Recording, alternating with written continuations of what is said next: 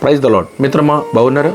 మిత్రమా, ఈ భూలోకంలో దేవుడు మనల్ని ఎందుకు సృజించాడు, ఎందుకు మనల్ని తయారు చేశాడు అన్నటువంటి ప్రశ్న మనలో మెదిలితే దేవుని యొక్క వాక్యము మనకి ఈ విధంగా సమాధానం ఇస్తుంది.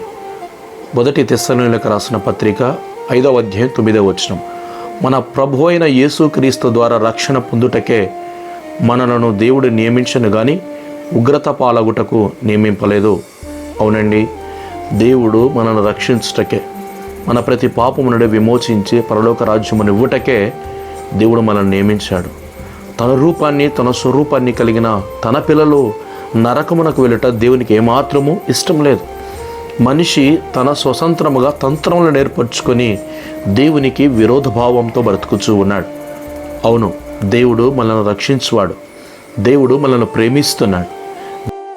దేవుడు మనల్ని నరకమునకు అప్పగింపక తన కొరకు తన సాక్షులుగా ఈ లోకంలో బ్రతికి తదుపరి ఆయన రాజ్యములో చేరుటకు దేవుడు మనల్ని నియమించెను. God bless you.